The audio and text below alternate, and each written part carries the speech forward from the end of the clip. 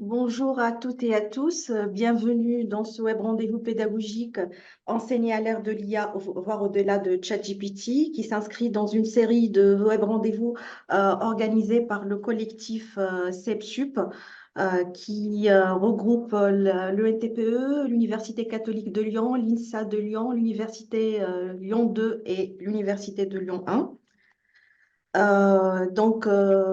Historiquement, donc, ça a été créé pendant la crise sanitaire avec, sur d'autres thématiques sur lesquelles on a beaucoup travaillé. Et là, on se lance sur une nouvelle thématique qui est d'actualité. Voilà.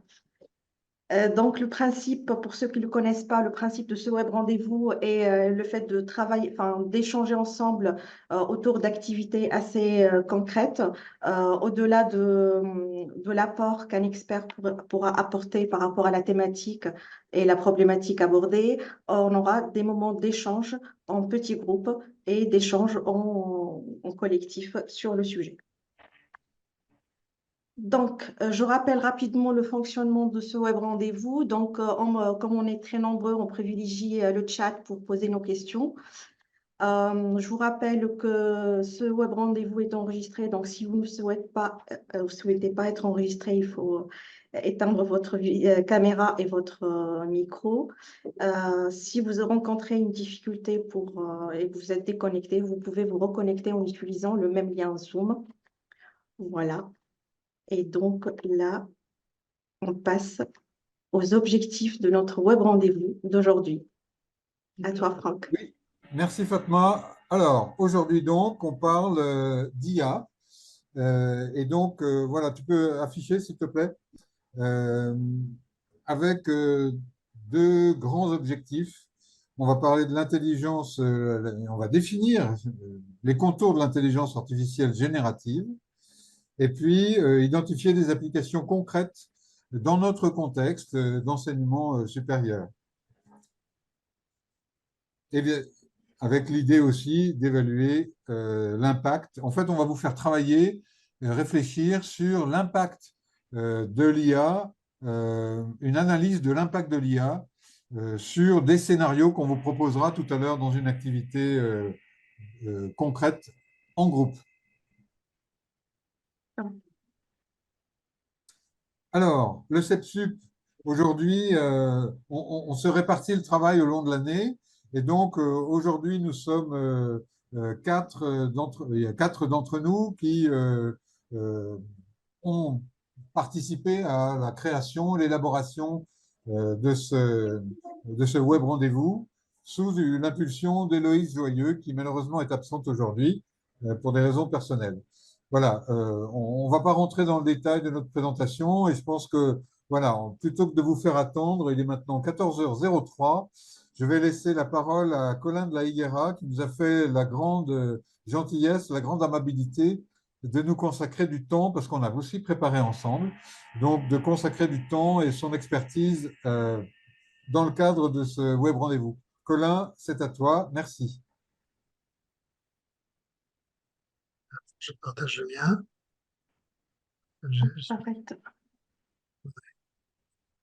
Je partage. D'abord, Colin, si tu peux te présenter un petit peu. J'arrive. J'ai Voilà. de la techno à faire d'abord. Donc, à partir du début. Ok. Ah non, surtout pas du début. Mince, faut que je défile. Alors, pendant que je défile ça, bonjour à tous. Je suis tout à fait heureux d'être là.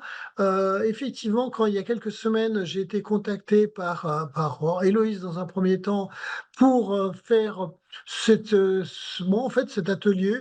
J'ai écouté un petit peu poliment et je suis très vite devenu enthousiaste parce que c'est un vrai enjeu dans toutes les universités de se demander de quelle façon faire pour pouvoir faire monter en compétences, monter en appétence aussi les collègues sur les IA génératives. Et je trouvais que cette idée était bien de très loin la meilleure idée que j'avais entendue jusque-là. Donc c'est pour ça que j'ai été ravi de collaborer. Alors quand je dis jeu, c'est jeu avec une série de personnes. Alors les voilà de loin et en fait, si vous fouillez les participants de la réunion, là, vous allez voir qu'il y en a un certain nombre qui sont là parce que nos amis lyonnais, quand ils nous ont dit, ouh là là, on a oublié d'arrêter d'inscrire. Enfin, bon, je triche, c'est pas tout à fait ça, mais on s'attendait pas à avoir autant d'inscrits. Mais j'ai proposé des co-animateurs et de dire, ben, nous, les gens de la chaire UNESCO reliée à Nantes, on serait ravis de venir donner un coup de main, prêter main forte. Parce que, de toute façon, c'est vraiment quelque chose d'intéressant. C'est une approche différente, celle que vous avez. Donc, la chaire UNESCO Relia, c'est quoi? Donc, c'est d'abord UNESCO. Donc, c'est UNESCO qui soutient cette chaire pour travailler sur les liens entre les ressources éducatives libres, donc aussi ce qu'on appelle l'éducation ouverte d'une part et l'intelligence artificielle d'autre part. Alors, très honnêtement, les liens, il y a 2 ans, 3 ans, ils n'existaient pas tellement. On voyait une IA qui était juste aux mains de grandes entreprises et puis les ressources éducatives libres qui allaient plutôt dans le sens de qu'est-ce qu'on pourrait faire pour partager la connaissance avec par exemple des gens à Lyon, hein, certains connaîtront Alain Mille comme étant un grand porteur de ce sujet. Donc, il y a des sujets qui, a priori, n'étaient pas faits pour se rencontrer et qui finalement se rencontrent. Alors, est-ce qu'on le verra aujourd'hui? Je ne sais pas, mais on verra que l'IA permet de changer notre façon d'enseigner. Je crois que c'est un des objectifs là des ateliers et que l'éducation ouverte, c'est-à-dire le partage de la connaissance à travers l'enseignement, ça va aussi dans le même sens. Donc, il y a vraiment des raisons de se rencontrer. Donc, je vais quand même faire c'est pas un cours, une présentation rapide de IA, d'où ça vient, quels sont les liens de l'IA avec l'éducation, et puis le choc qu'a entraîné il y a à peine 1 an et 13 jours l'arrivée de ChatGPT et donc des IA génératives. Alors, de quoi parle-t-on? Alors, je vais aller vraiment très vite. L'IA, ça existe depuis très longtemps. Ça existe presque depuis le début de l'informatique. En fait, on peut même dire qu'Alan Turing, la première chose qu'il a fait, c'est inventer un truc qu'il a appelé The Computer, quand il se dit, tiens, on pourrait calculer. Et puis, un petit peu plus tard, il se dit, ce serait intéressant, c'est que ça puisse jouer aux échecs et faire de la traduction automatique. Donc, finalement, des problématiques liées à l'intelligence. Lui, parler d'intelligence machine, c'est devenu de l'intelligence artificielle. Pendant très longtemps, ça a existé. On a parlé des IVR IA pour indiquer qu'il y a eu des espoirs. Tout le monde avait envie, enfin, des gens avaient envie de faire fonctionner l'agenda IA. Et la grande idée, c'était ce qu'on appelle une IA basée sur les connaissances, avec au cœur du sujet les systèmes experts. Pour faire simple, des programmes qui avaient beaucoup de si alors sinon dedans, donc où on regardait comment fonctionnait un expert humain et on se demandait si on pouvait traduire l'expert humain en une machine. Ensuite, on s'est dit, plutôt vers les années 90, que cet expert humain était peut-être pas encombrant, mais que ça compliquait la tâche. Donc, est-ce qu'on pourrait remplacer l'expert humain par de la data, des données? Alors, on n'en a pas eu tout de suite des données. Donc, c'était d'abord des travaux théoriques et au fur et à mesure que les données sont arrivées, les algorithmes ont pu grandir dans leurs ambitions et on est allé vers ce qui, en 2012, a commencé à appeler l'apprentissage profond, le deep learning, et on a tous entendu parler, je pense, de réseaux de neurones, avec un virage assez considérable à partir de 2012, c'est-à-dire c'est le moment où l'IA a commencé à faire des choses, avec beaucoup de guillemets, mieux que les humains. Par exemple, détecter des objets dans une image, y compris dans des images médicales, analyser au moins sommairement des grands textes. Donc, le grand volume, plus finalement la capacité d'avoir des algorithmes qui commettaient peut-être moins d'erreurs que les humains, a fait que le deep learning s'est mis bien sûr à fonctionner et à devenir un vrai sujet. Et à partir de 2022, la date c'est incertaine. Il y avait déjà des des GPT-1, GPT-2, GPT-3 avant ChatGPT, mais la grande date c'était bien sûr novembre de l'année dernière, un peu la 4e étape de cette intelligence artificielle. Une petite parenthèse, parce que le mot données est apparu précédemment, et c'est peut-être ça qu'il faut vraiment garder en tête. C'est que l'intelligence artificielle, c'est la transformation des données en connaissances, puis la transformation des données en algorithmes. C'est-à-dire que jusque-là, les algorithmes étaient les stars de l'informatique. C'était à eux qu'on demandait de tout faire. Et puis petit à petit, on a demandé aux données de tout faire, ou plutôt aux données de se transformer en algorithmes. C'est ce qui se passe avec un réseau de neurones. Un réseau de neurones, ce sont des données qui vont aller transformer des poids, des pondérations, pour que le réseau de neurones puisse effectuer une tâche, apporter une aide à une décision, quelque chose de ce type-là. Donc, bien sûr, plus on a de données et plus on est capable de le faire. Mais je crois qu'il y a beaucoup des enjeux, des défauts, des grands débats qu'on a aujourd'hui sur l'IA et de son rôle, qui viennent de là, viennent du fait qu'on est persuadé que ce sont encore des processus dont on parle, alors qu'en réalité, c'est réellement les données qui sont en train d'être aux commandes. Alors, l'éducation, ça a été un sujet pour l'IA assez vite, hein. Déjà dans les années 60, il y avait des groupes de recherche dans les universités américaines où les gens se sont dit, est-ce que on pourrait ne pas mettre l'IA au profit de l'éducation, des assistants personnalisés, des testeurs, des choses pour faire des quiz, en fait, toute une série de travaux. Et puis petit à petit, et avec la capacité de récupérer des données, par exemple sur des plateformes d'apprentissage, c'est devenu un enjeu considérable pour les systèmes éducatifs, pour un ministère de l'Éducation nationale, de l'enseignement supérieur, mais aussi pour les grands groupes, les grandes entreprises. Alors, l'IA est en train de rentrer dans l'école. C'est un fait, d'accord? Et dans l'école et dans l'université. C'est un fait. C'est pas quelque chose sur lequel nous avons encore le choix. Nous n'avons pas la possibilité de dire, comme on dit aujourd'hui, vous laissez votre ordinateur portable à la porte. Nous n'avons pas la possibilité de dire, vous laissez l'IA à la porte de l'école au sens large. Alors, bien sûr, je peux interdire l'usage d'un device ou de quelque chose dans la classe ou dans mon amphithéâtre, et encore, d'accord, mais je ne peux pas interdire à l'étudiant d'étudier avec de l'IA. Donc, on ne peut pas vraiment l'éviter. Et donc, les questions qu'on va se poser, c'est est-ce que c'est bénéfique? Pour qui est-ce bénéfique? Est-ce qu'on peut y gagner quelque chose? Quels sont les grands enjeux? Quels sont les enjeux pour l'éducation? C'est est-ce qu'on peut apprendre mieux grâce à l'IA? Quels sont les grands enjeux éthiques? Est-ce qu'il y a des choses qu'on a vraiment intérêt à les surveiller? Et puis, quels sont les enjeux technologiques? C'est-à-dire, est-ce que nos technologues, nos équipes d'informaticiens, nos équipes dans les laboratoires peuvent apporter quelque chose à tout cela? Alors, il y a un deuxième sujet dont je parlerai absolument pas aujourd'hui, mais qui est un sujet qui nous passionne à la chair, c'est le sujet suivant. C'est si l'IA est, comme certains le prétendent, quelque chose qui va avoir une influence considérable sur notre vie, sur les métiers, est-ce qu'il n'est pas grand temps de se mettre à réfléchir, à former les gens? Rappelons en passant que entre le moment où on s'est mis à réfléchir de l'enseigner l'informatique au lycée et le moment où c'est arrivé dans les lycées, il a fallu à peu près 40 ans. Donc peut-être que pour l'IA, il faut y réfléchir maintenant pour pouvoir l'introduire en 2063. Voilà, donc il y a des vraies questions et donc effectivement, on y réfléchit à la fois nationalement et à l'international. Qui veut-on former? Quels enseignants et à quoi? C'est juste pour mentionner que c'est un sujet que vous verrez nécessairement sur la table d'ici pas si longtemps. Donc, si je regarde l'IA dans l'éducation aujourd'hui et que je décompose, je vais trouver que ça va servir pour permettre d'élaborer et de diffuser du contenu éducatif. Contenu éducatif qui est pour beaucoup numérique. Donc, aider à le retrouver, aider à le générer, permettre de travailler sur du texte, travailler sur des vidéos. Donc, tout ça, c'est des choses dans lesquelles on peut utiliser l'IA.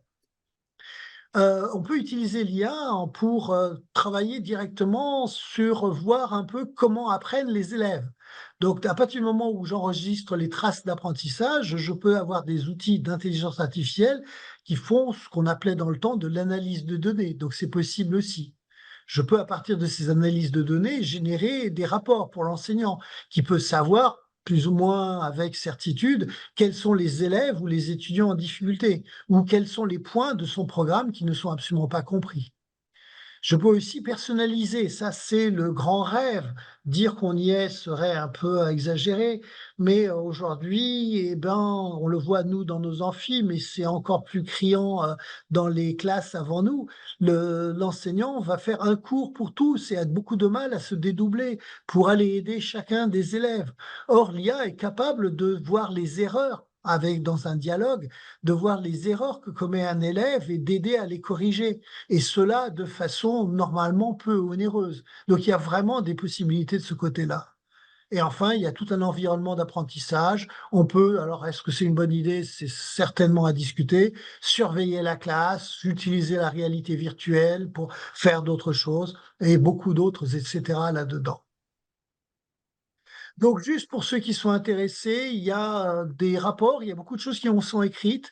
Il y a des rapports en français. Voici un rapport qui était en anglais au départ de Wayne Holmes et Ika Tuomi et qu'on trouve en version française sur le site Edunum le site Hypothèse. Donc, le carnet Hypothèse, c'est fait par le ministère de l'Éducation nationale et c'est ça date il y a quelques mois, de 6 mois, et ça nous permet d'avoir une vision un peu globale de l'IA un petit peu partout.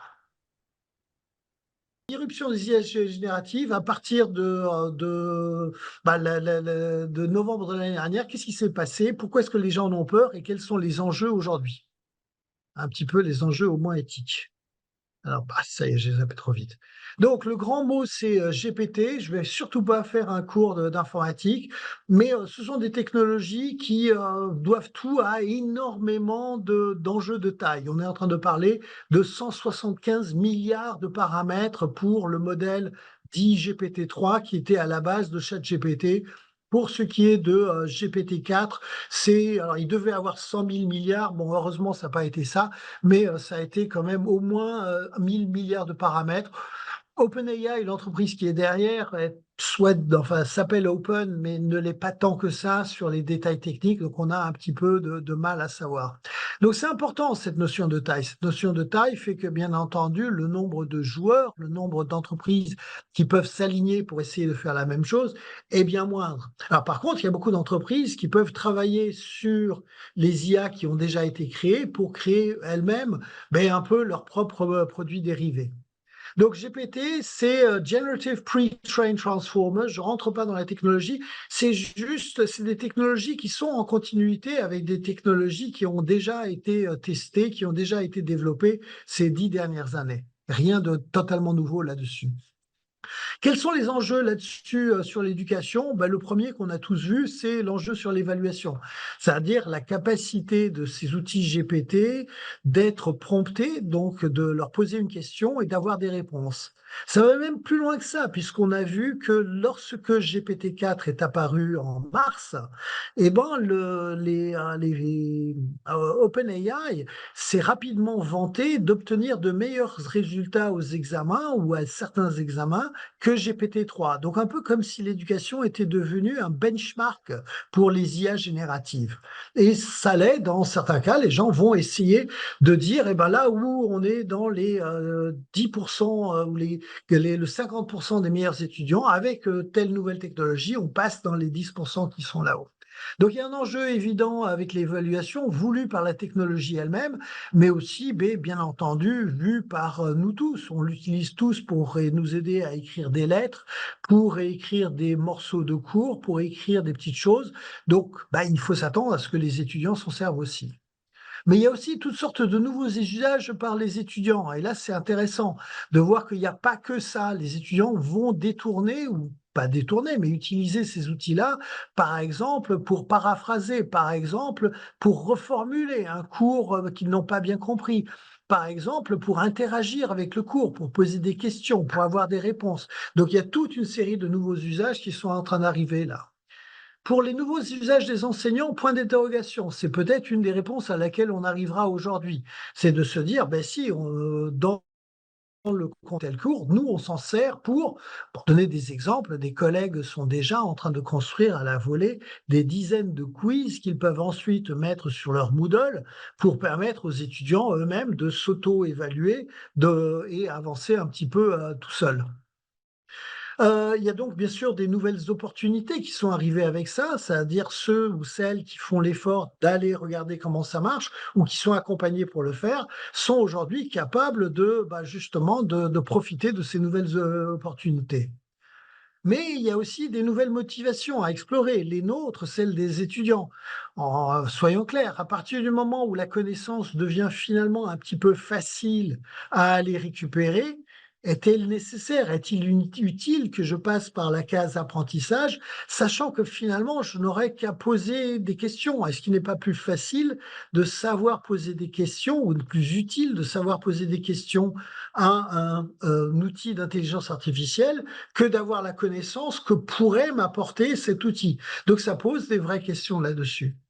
Nous, enseignants, ça nous lance des défis, changer nos cours, notre manière d'examiner, bien entendu, de valider les connaissances.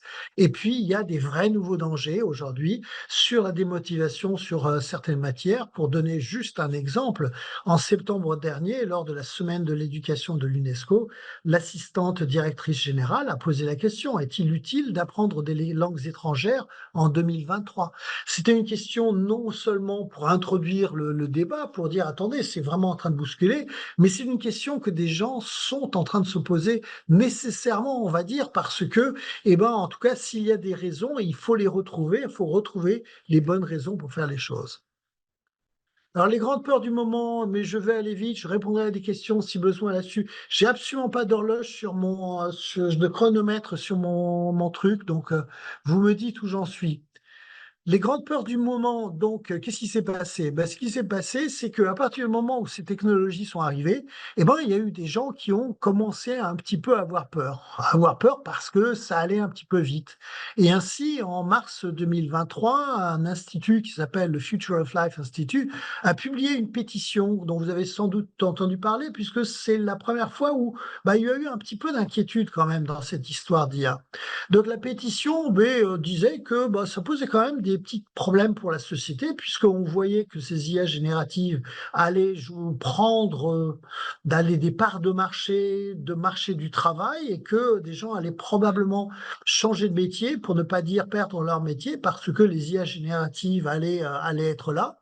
Et donc la pétition demandait, alors c'était assez naïf, mais ça permettait surtout d'engager le débat, demandait un moratoire de 6 mois. Alors bien sûr, les 6 mois sont passés depuis mars, il n'y a pas eu de moratoire, mais la question a été posée, et la question a été un petit peu renforcée avec une autre lettre ouverte qui est arrivée en mai et qui commençait à parler de risques existentiels. Donc ça, c'était un petit peu gênant. Alors, on les voit encore arriver avec d'autres choses, hein. Ah oui, alors que disait la pétition? Que bien sûr que l'IA peut et va faire probablement beaucoup de bonnes choses, mais que cette IA qui est basée sur ce qu'on appelle les large language models, n'est en fait plus si contrôlée que ça, où on ne sait pas très bien qui la contrôle, et surtout on assiste à une espèce de course folle avec toutes les grandes entreprises qui vont essayer d'être les premiers à être sur le marché pour obtenir des parts de marché. Et les effets pourraient être catastrophiques. Donc, ils proposaient ce moratoire de 6 mois. Voilà, donc juste avant de montrer le transparent suivant, donc dire que où est-ce qu'on en est sur ces polémiques? Mais les polémiques continuent, il continue à y avoir des gens en train de s'alarmer. Il y a quelques jours, il y a eu un article signé par l'ancien PDG de Google qui questionnait, qui disait que la possibilité que les IA, en fait, c'est pas s'indépendantisent, mais finalement se mettent à faire des choses qu'on n'avait pas tout à fait prévu qu'elles fassent, d'accord? Mais cette possibilité, elle existe vraiment, et qu'il fallait quand même surveiller ça de beaucoup plus près. Alors la bonne nouvelle, c'est que la communauté européenne a commencé à sortir des textes pour, on va l'espérer, nous protéger un petit peu. Bon, encore un truc à lire, c'est ces sujets sur les IA, génératives, ont donné lieu à un travail de différentes personnes. Et par exemple, ici, je vais mentionner l'UNESCO, avec un guide pour les IA génératives dans le contexte de l'éducation et de la recherche.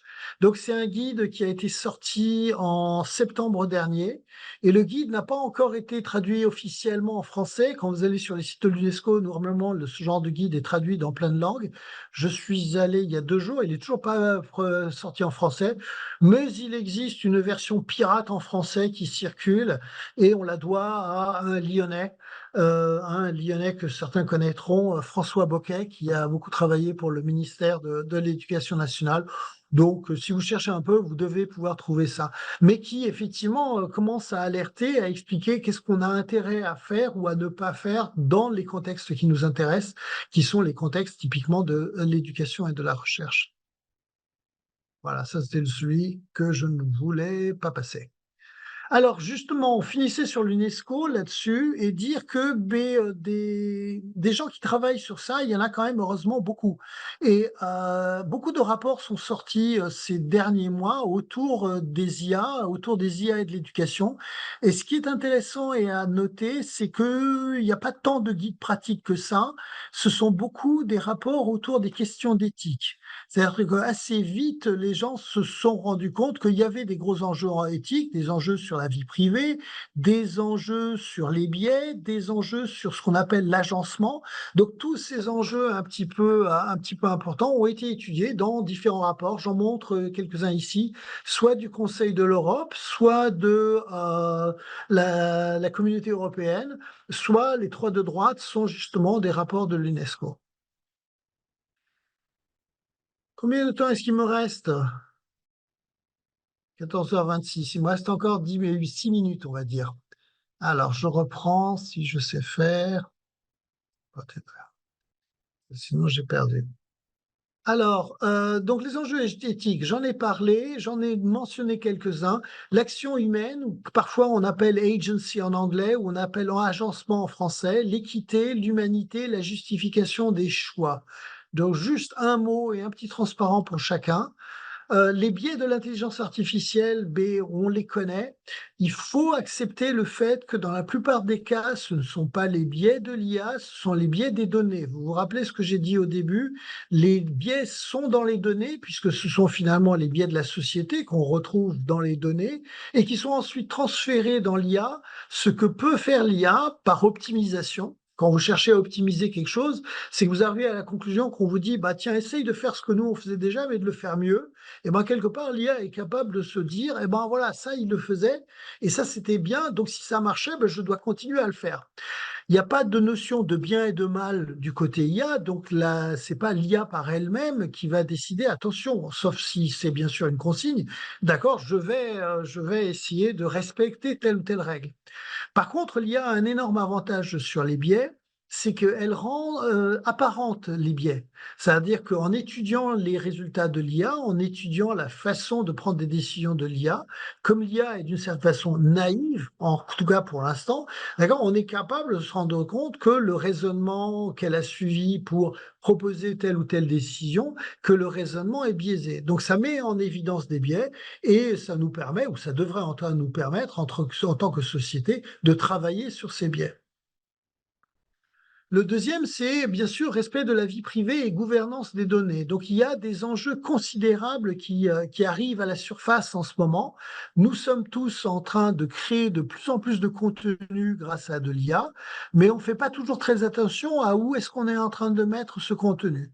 On a des expériences à Nantes de création de contenu qui ensuite, quand on veut le récupérer, ben on se rend compte que finalement le contenu qu'on a créé nous-mêmes enseignants n'est même plus à nous, puisque l'entreprise qui s'est proposée de le garder pour nous, ben, elle nous dit, bah, en fait, on ne le gardait pas, on le gardait, mais en fait, il est à nous.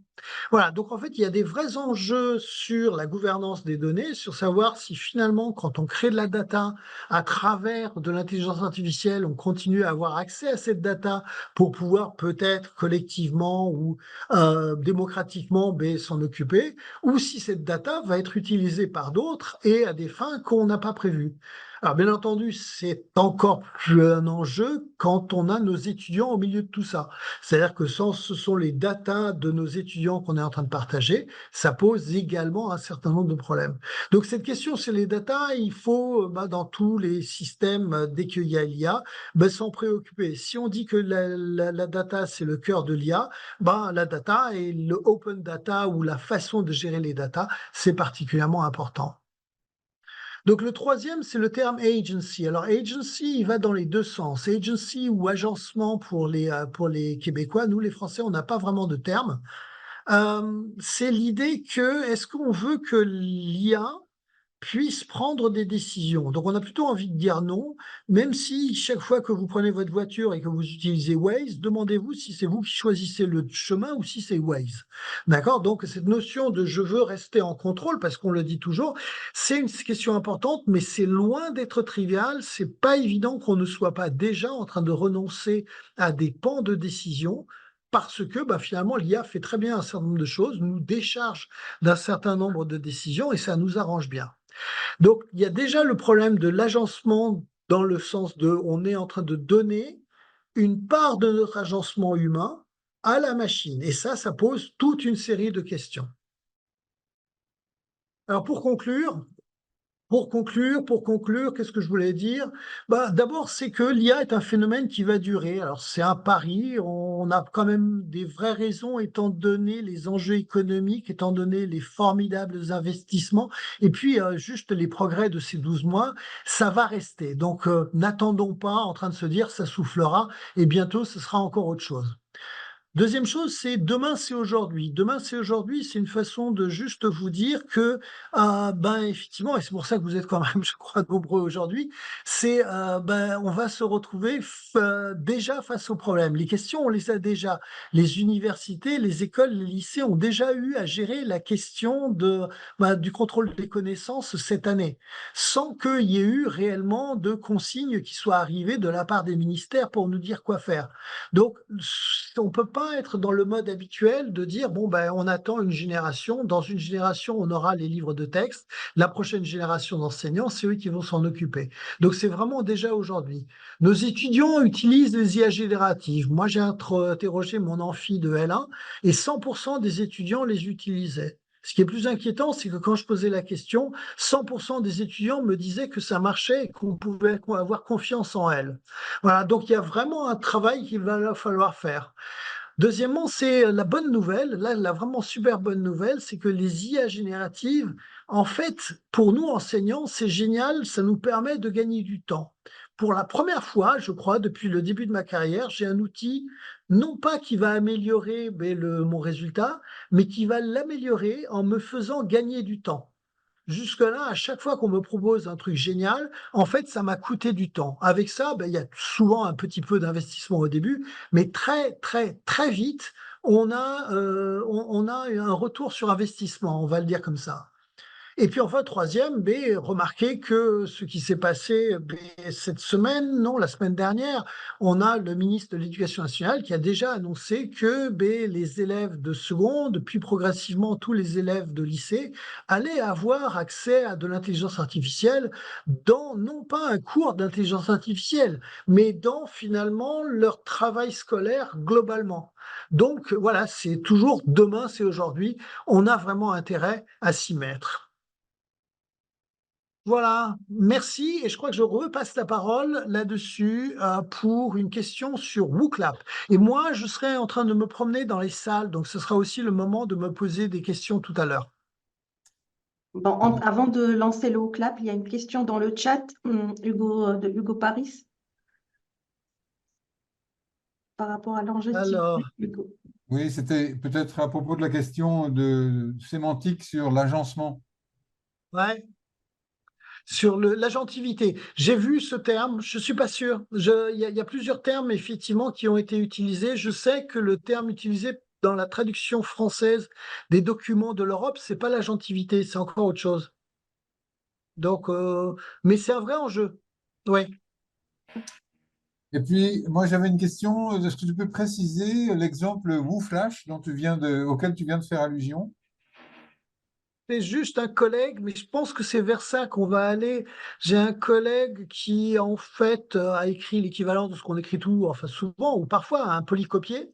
Et donc, dans l'outil WooClap que nous allons utiliser tout de suite, vous avez un deuxième outil associé qui s'appelle WooFlash, dans lequel justement vous lui soumettez un polycopié, enfin un document texte, et vous lui dites le nombre de questions de type quiz que vous voulez, et il vous produit une centaine de questions quiz. Alors bien entendu, en tant qu'enseignant, vous allez revisiter tout ça, choisir ce que vous gardez et ce que vous gardez pas, mais voilà, quand vous savez le temps qu'on peut prendre à faire des quiz, eh ben, ça a l'air plutôt pas mal, quoi. D'accord. Merci. Et du coup, on va passer à la question au clap. Qu'est-ce que vous retenez de cette première présentation de Colin? Donc, je vous mets le code au clap dans le chat et je laisse Florian lancer.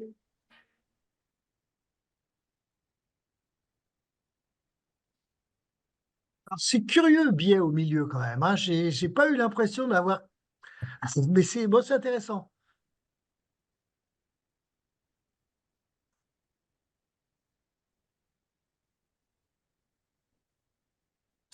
Il y a une petite urgence aussi qui apparaît.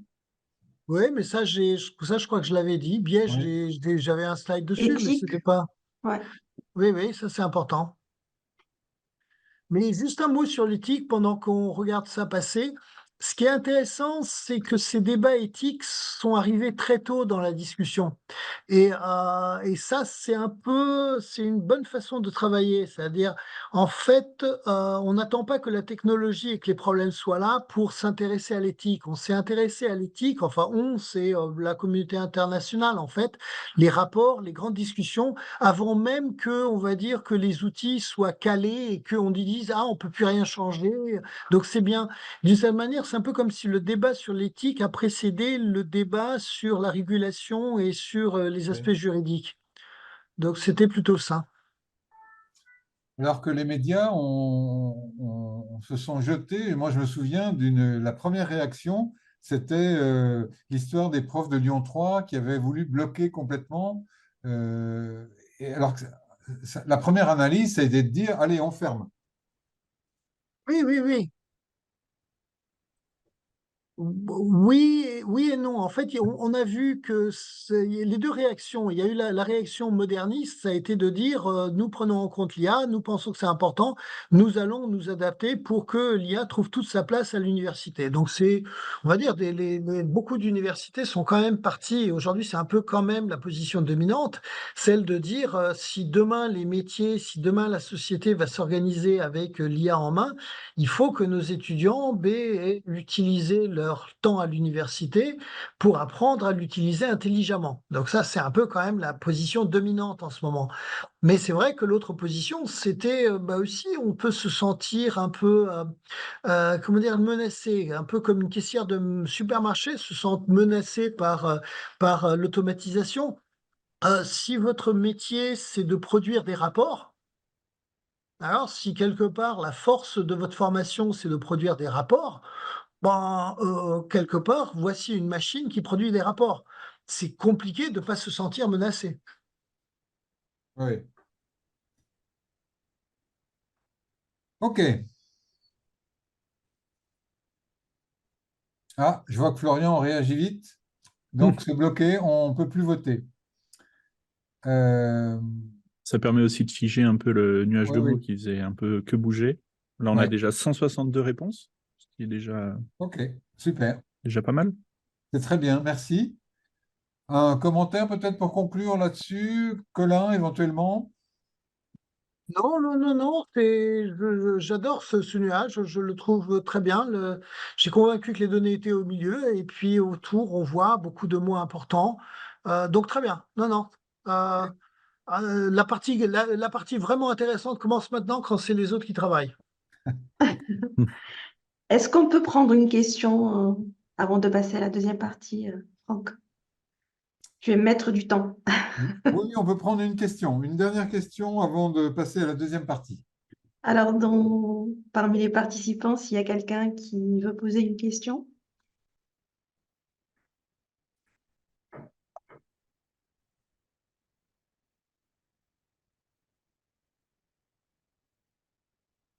Apparemment non. Je vois Sinon, je que- veux bien poser une question. Oui, Oui, Marie-France Vernier à l'ESDES. Moi, je trouve que quand on écoute la première intervention, ça me fait réfléchir à la liberté qui nous reste.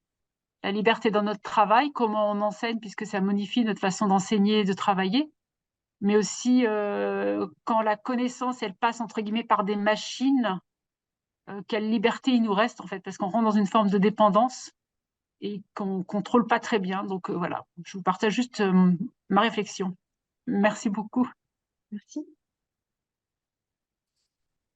Je réagis. Je pense qu'on a quand même, pour être positif, on a toujours ce rôle extrêmement important, les enseignants, de passeurs de connaissances. C'est pas parce que la machine peut apporter des réponses qu'elle arrive à mettre en correspondance l'expérience des uns, le recul historique des autres, le lien avec d'autres choses qu'ils ont vues ailleurs. Enfin, il y a tellement d'autres aspects. La connaissance, je suis un peu d'accord avec vous, elle nous échappe, mais enfin, d'une certaine manière, ça fait un moment qu'elle nous échappe à nous, les enseignants. Et peut-être heureusement, ça fait longtemps qu'on n'est plus les détenteurs de la connaissance, les enseignants. Donc, quelque part, là, pour moi, ça vient juste l'entériner, dire non, non, la connaissance, finalement, elle est un petit peu partout, et votre rôle est ailleurs. Votre rôle, il est dans bonifier ces connaissances et jouer toutes sortes d'autres rôles pour enseigner, pour que ces connaissances puissent arriver réellement à jouer un rôle très positif. Ouais, voilà. Oui, on se fait confisquer la connaissance, mais en même temps, bah, moi, personnellement, ça me dérange pas. Je trouve ça plutôt bien. Merci. Donc, je vous propose de passer à la deuxième partie qui est l'activité réflexive.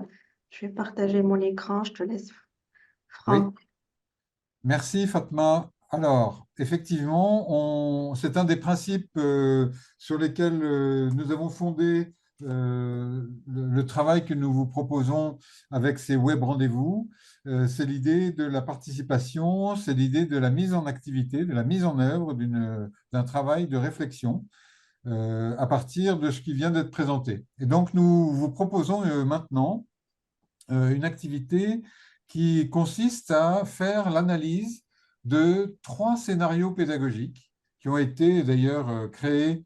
Donc, c'est Élodie, je vais dire une bêtise, Héloïse Joyeux, qui nous a préparé cela. Alors, on prend des exemples d'introduction de l'IA dans des enseignements sur le thème des enjeux du développement durable et de la responsabilité sociétale. Ça, c'est le contexte. Tu peux passer, s'il te plaît? Merci. On revient en arrière. Voilà. Donc, vous allez être répartis de façon aléatoire par la machine. D'ailleurs, entre parenthèses, Fatma, ça ne sera pas 25 salles, mais j'ai compté 15. 15 devrait suffire pour faire des groupes de 7 à 8 personnes. D'accord. Chaque groupe devra travailler donc sur l'un des scénarios, soit une approche dite traditionnelle, c'est-à-dire que c'est un cours classique à base d'exposés magistraux et puis avec des TD d'application, soit un scénario d'approche dite, non, c'est pas fini, Alors, pardon, c'est soit mon... un scénario dite d'approche inversée.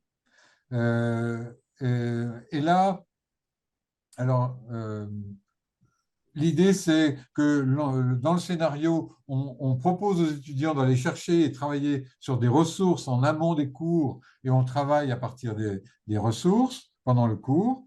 Et puis, soit un scénario d'une approche dite intégrée, c'est-à-dire en fait avec une visée compétence, une approche dans laquelle on doit travailler en cours sur des ressources, on doit analyser des ressources, un petit peu sur le modèle de ce que nous allons faire maintenant, c'est-à-dire vous avez une ressource et à partir de cette ressource, vous faites une analyse de type SWOT.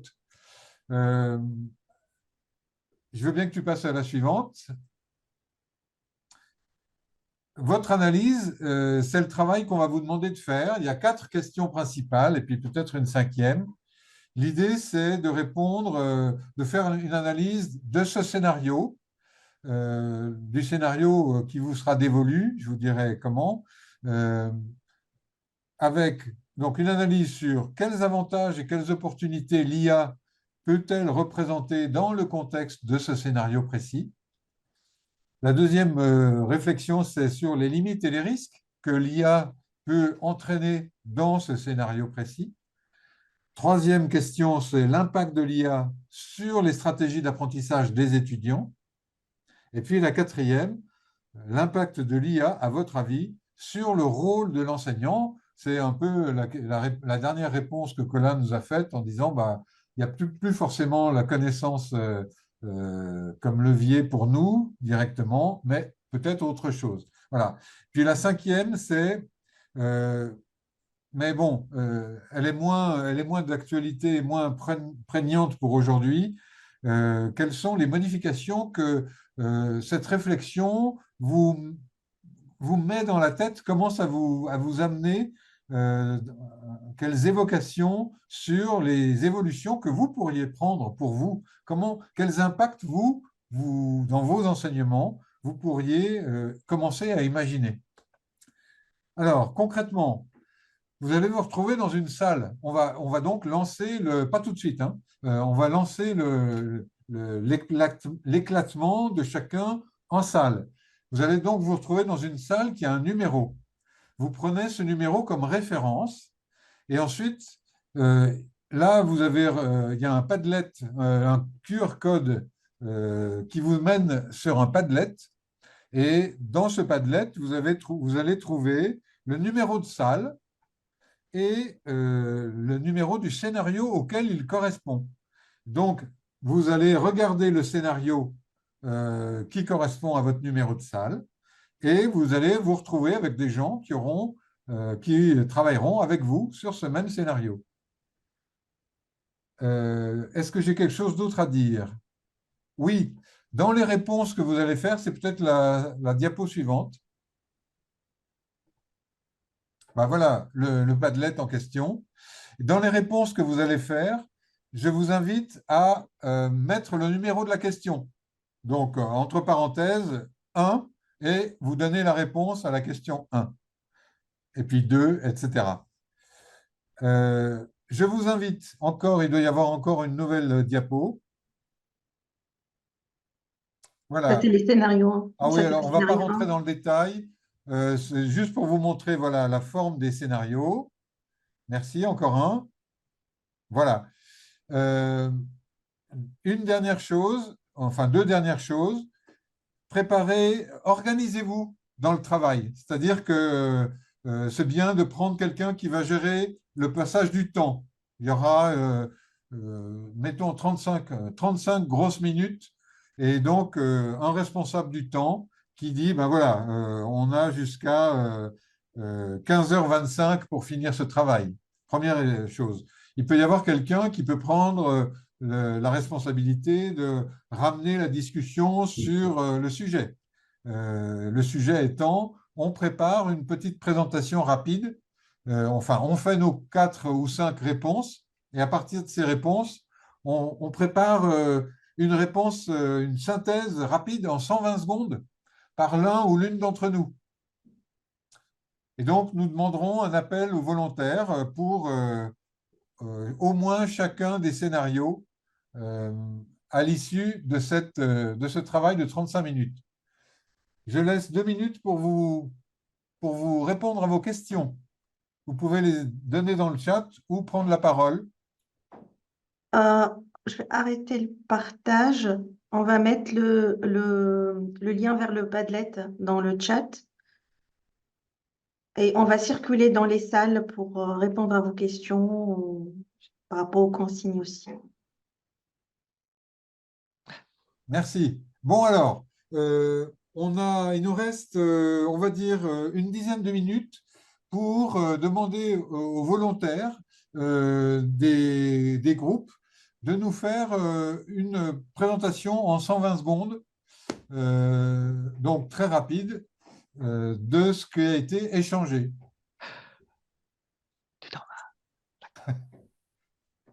Donc, je vois que Patrick a son micro et que… Je le ferme. Non, non, c'était juste une taquinerie pour te demander si tu voudrais faire la présentation express du travail. Vas-y, Patrick, vas-y, Patrick, vas-y, Patrick. Le problème, c'est que j'ai perdu le fil de l'applet, là, en fait. Donc, j'ai plus d'accès à ce qu'on a écrit. Il D'accord. faut recliquer sur le lien. C'était le cas pour moi aussi. Si vous Sur le- recliquez le lien. Moi, j'ai accès, je peux faire pour aller vite, il faut profiter de chaque instant. Donc, si vous voulez, je vous parle de ce que nous avons dit dans le groupe 10. Super. Et le groupe 10 a le droit de me couper la parole et de me dire que je dis n'importe quoi. Voilà, mais Parti. j'essaye de ne pas dire n'importe quoi. Alors, question 1, ce qu'on s'est dit. Donc, nous, on était dans le cas du scénario 1, ce que vous avez appelé approche traditionnelle.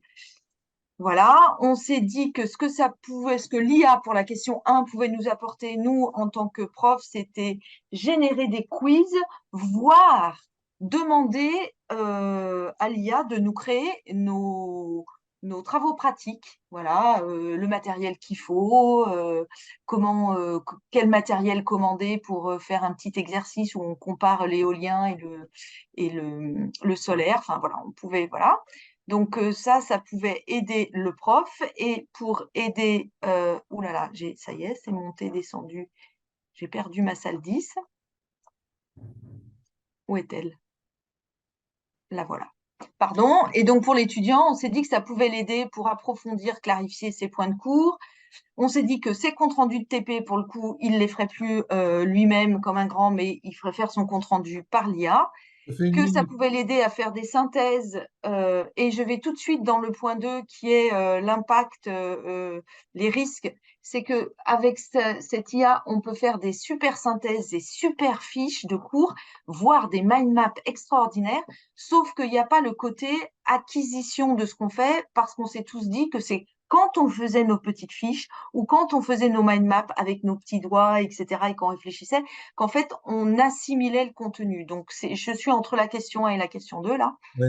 Voilà, et ça peut nous permettre à l'élève de se préparer à l'évaluation en se disant, en allant lui-même chercher des questions, des quiz, et comme ça peut être d'un côté positivement fait comme je me prépare à l'évaluation, ça peut être aussi vu comme du bachotage en se disant, si le prof va faire son quiz au travers de l'IA, j'aurais déjà fait les questions. Voilà. Ok. Que sur les risques, on a parlé aussi de la validité des sources qu'on ne retrouve pas. Il y avait quelqu'un qui avait un exemple d'un article qui était sorti et en fait, après, ils ont cherché l'article, il n'existait pas. Voilà. Et on s'est dit aussi que on perdait les compétences, enfin, qu'on ne travaillait plus les compétences rédactionnelles puisqu'on s'appuyait sur l'IA pour faire la partie rédaction. Ok. Après, on s'est posé la question de se dire, mais en fait, est-ce qu'on en aura vraiment besoin demain? Donc ça, c'est un autre sujet.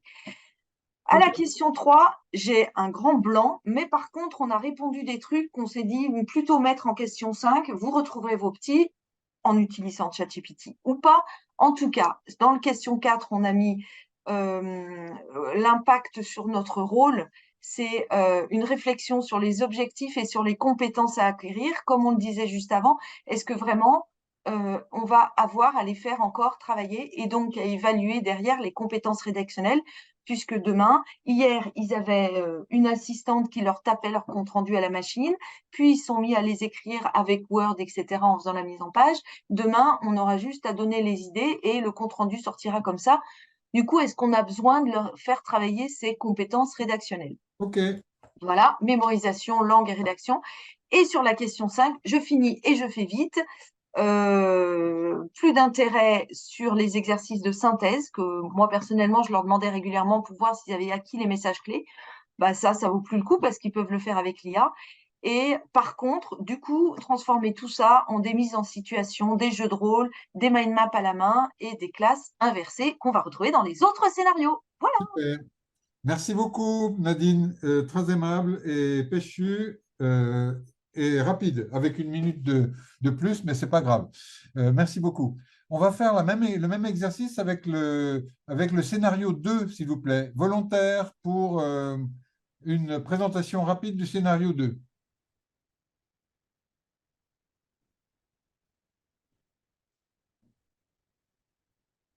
Bon, il n'y a pas de nom. Il y a Oui, pas de- nous, on a fait le scénario 2. Je peux mettre la Super. vidéo.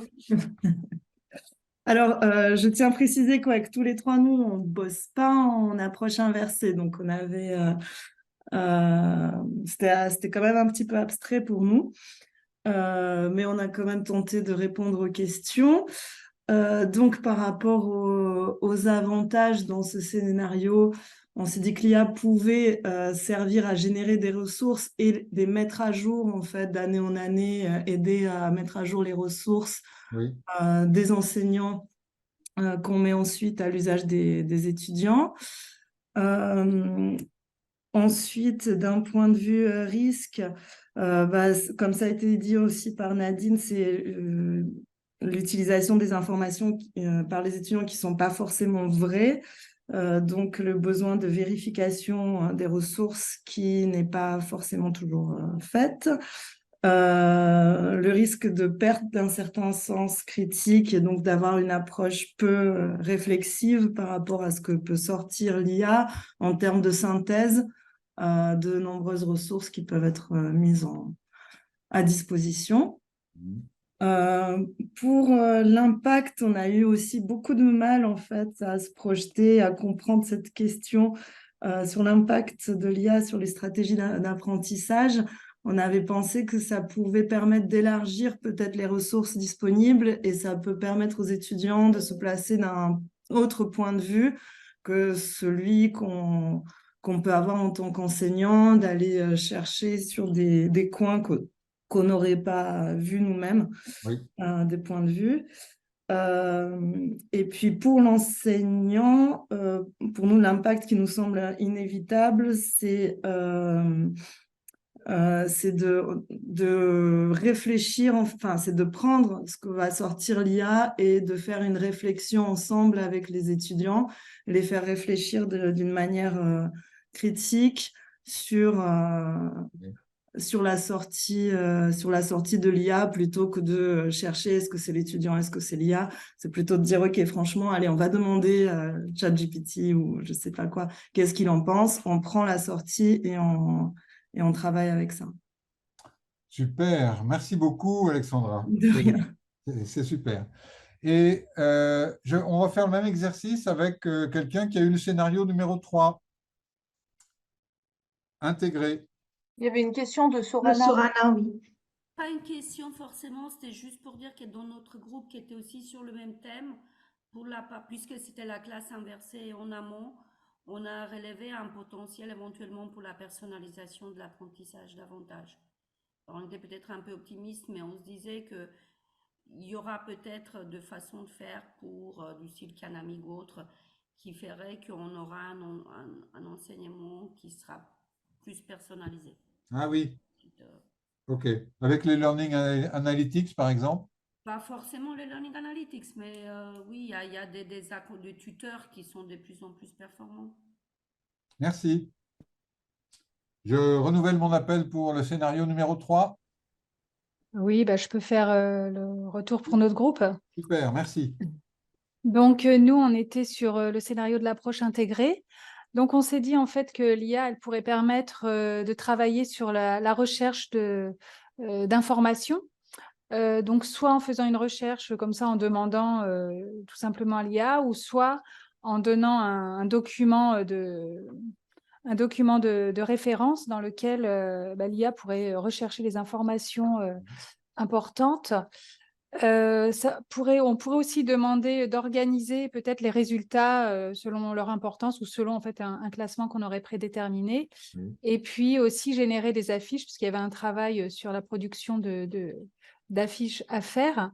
Oui. En fait, on s'est dit que le travail de l'enseignant là pourrait être sur la structuration de la pensée en fait et comment poser les questions de manière efficace pour obtenir des informations qui vont être intéressantes puisque ça peut être le risque.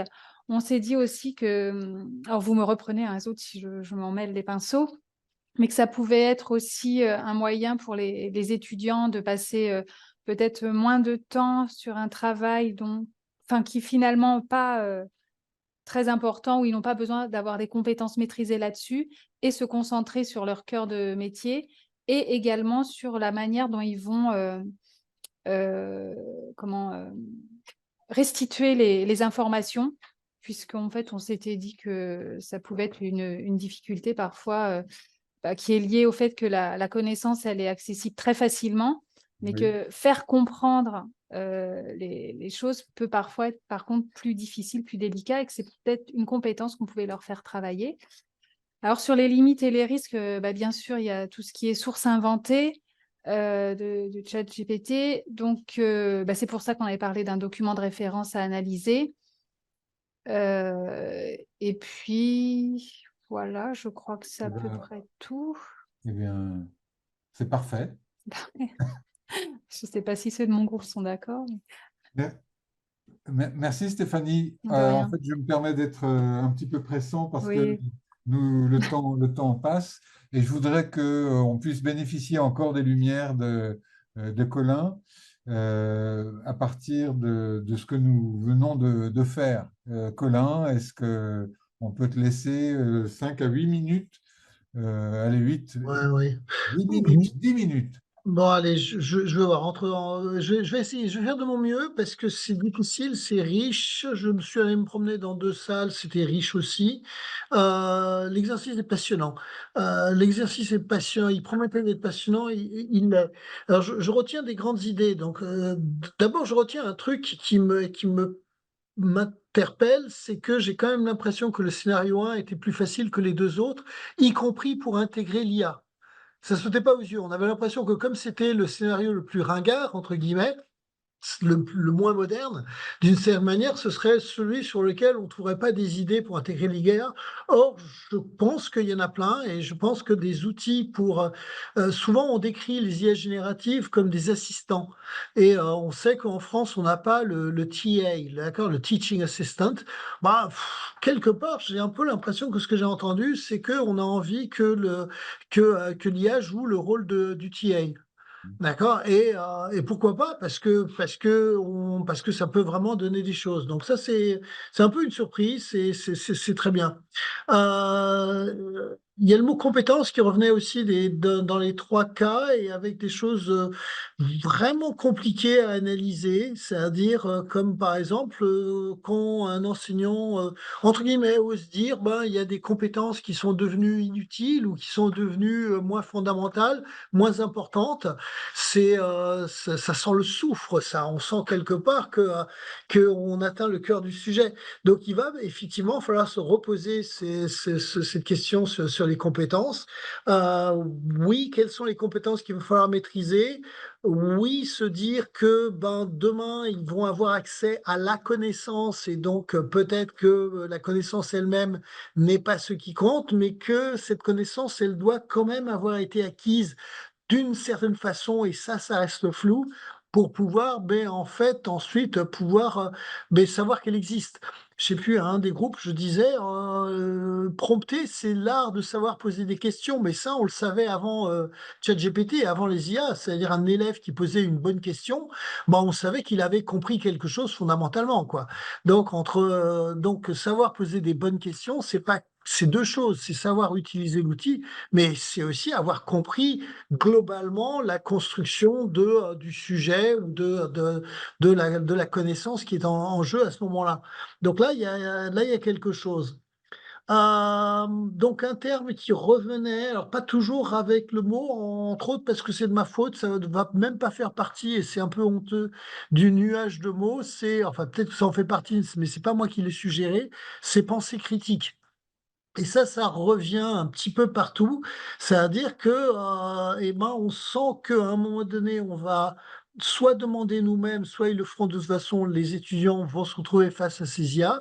Et on sent tous, je crois, que on leur fait confiance à nos étudiants sur plein de choses, mais là-dessus, on n'est pas tout à fait prêt à leur faire confiance sur le fait qu'ils sachent distinguer le vrai du faux, le correct de l'incorrect, qu'ils aient une démarche, qu'ils sachent avoir une démarche de vérification des sources. Donc, c'est supposé acquis depuis, je crois, la 3e, où ils ont eu un cours de documentation quelque part, mais en réalité, on est tous un petit peu inquiets là-dessus. Donc, je crois qu'on le réclame, quoi, qu'il y ait quelque part, est-ce que c'est de la MTU, est-ce que c'est autre chose, mais que les étudiants soient à même de développer leur sens critique. Ça fait un petit peu clair là-dessus. Hein, ne serait-ce que pour aller chercher les sources inventées dont il a été un petit peu question ici à la fin. Qu'est-ce que j'ai noté? Oui, une autre question alors, fondamentale posée tout à l'heure, c'était le risque est-ce qu'il va y avoir vraiment acquisition et assimilation? Et c'est des concepts fins je ne sais pas où on en est, comment on les définit, matière par matière globalement. Est-ce que c'est à travers, je sais que dans un des groupes, il était question de retravailler sur l'évaluation des connaissances pour dire, OK, on vous fait confiance sur le fait que demain, vous saurez retrouver l'information grâce à ChatGPT. Mais malgré tout, j'ai quand même besoin que vous ayez acquis, que vous ayez assimilé quelque chose. Donc là, on a du boulot à faire pour pouvoir y arriver. Voilà, donc j'ai noté un petit peu brièvement des choses comme ça. Formation des étudiants, je crois que ça c'est nécessaire.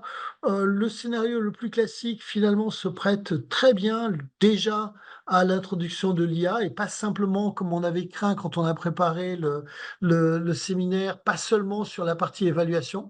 En fait, il y a plein d'autres aspects sur lesquels, y compris dans un scénario classique, on peut faire intervenir l'IA. Tant mieux. Et puis donc, pensée critique. Je m'arrête là, je crois, sauf s'il y a des questions. Alors oui, je pense que ça peut être le moment de prendre quelques questions. Je vois que Hugo parle de la menace de la dépendance aux IA transversalement.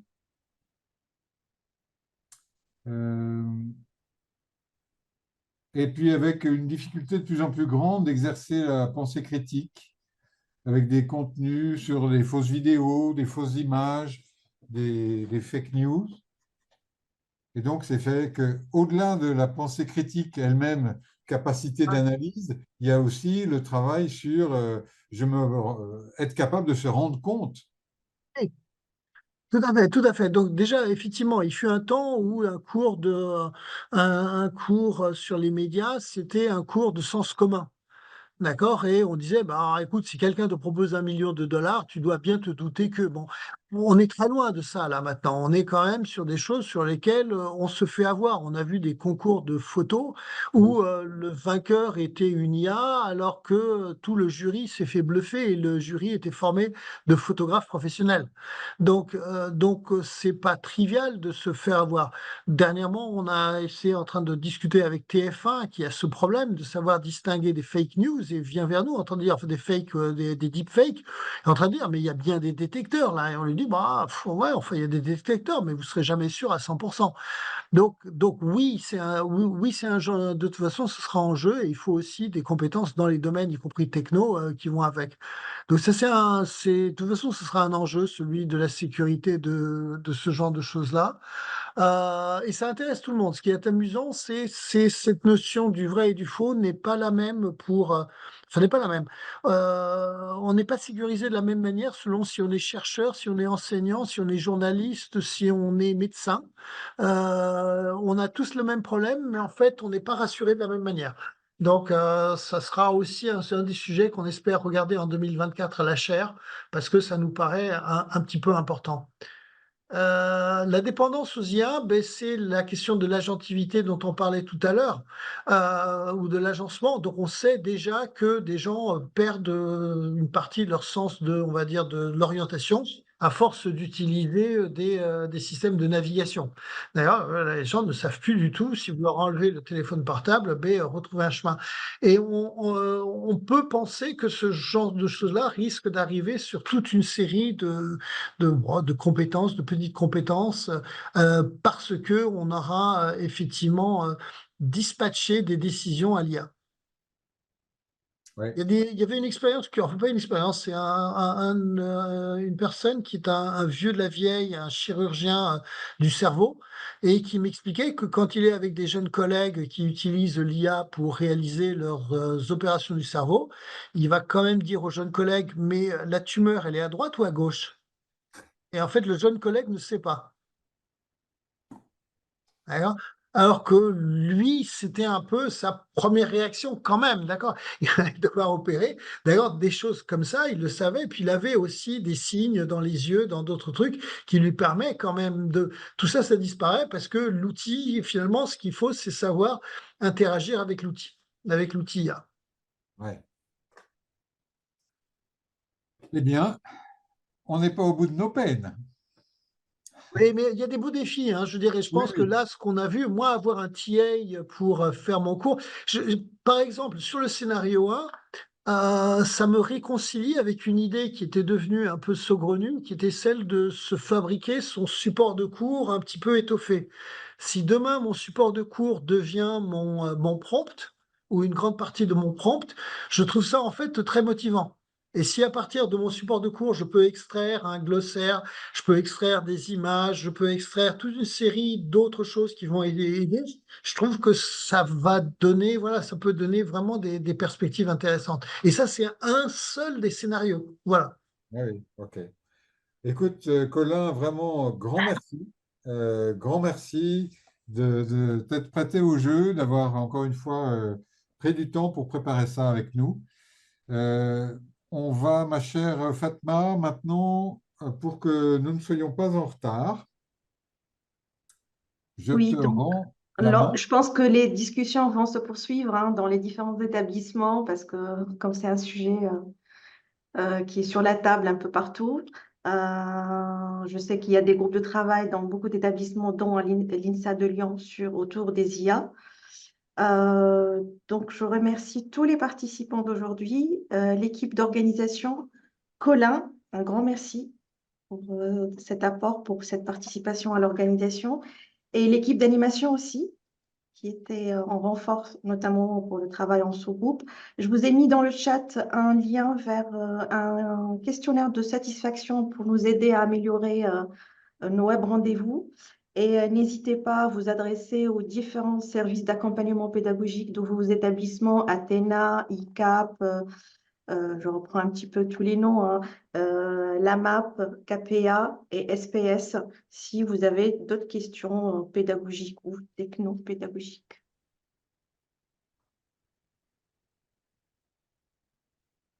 Alors, donc oui, merci de prendre quelques minutes pour cette évaluation, parce qu'on on en tient compte. On fait comme ça évoluer ce principe des web rendez-vous. Il y en aura normalement 2 autres cette année. Je ne me trompe pas? Oui, c'est ça. Et donc, voilà, il nous reste à vous remercier de votre participation et à vous dire, eh bien, bon travail avec l'IA. Merci beaucoup. Et Merci beaucoup, Franck. très À bientôt. bientôt. Merci beaucoup.